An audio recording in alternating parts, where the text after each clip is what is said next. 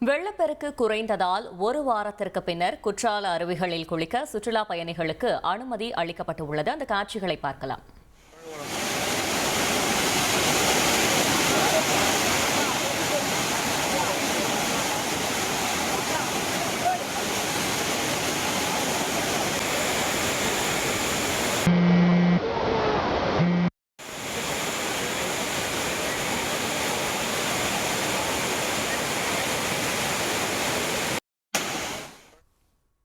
இதுகுறித்த கூடுதல் தகவலை செய்தியாளர் தங்கம் வழங்கிட கேட்கலாம். தங்கம், வணக்கம். ஒரு வாரத்திற்கு பின்னர் அனுமதி அளிக்கப்பட்டிருப்பதால் சுற்றுலா பயணிகளின் வருகை எப்படி இருக்கிறது? இது தொடர்பாக சுற்றுலா பயணிகள் என்ன தெரிவிக்கிறார்கள்? கள தகவல்களை சொல்லுங்க.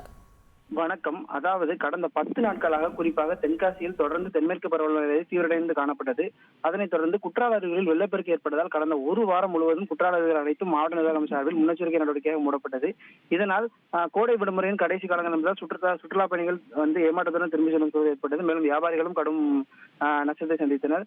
இந்நிலையில் இன்று காலை முதல் தென்காசி மாவட்டத்தில் பரவலான வெயிலானது நிலவி வருகிறது. மேலும் குற்றால அருவியில் நீர்வரத்தானது ஓரளவு சீராகியுள்ள நிலையில் மேற்கு தொடர்ச்சி மலை ஒட்டிய பகுதியில் இன்று மழை இல்லாத காரணத்தினாலும் சுற்றுலா பயணிகள் குளிக்க மாவட்ட நிர்வாகம் சார்பில் தற்போது அனுமதி வழங்கப்பட்டுள்ளது.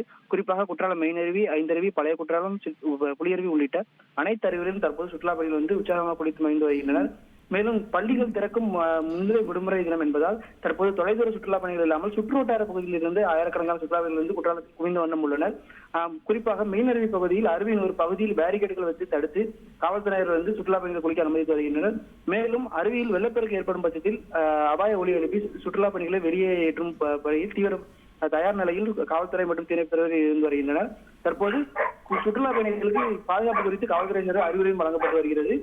இப்போது கடைசி விடுமுறை, கோடை விடுமுறை கடைசி இந்த நாளில் சுற்றுலா பயணிகள் குளிக்க அனுமதித்த நிலையில் தற்போது கூட்டம் தொடர்ந்து அதிகரித்தே காணப்படுகிறது. தகவல்களுக்கு நன்றி தங்கம்.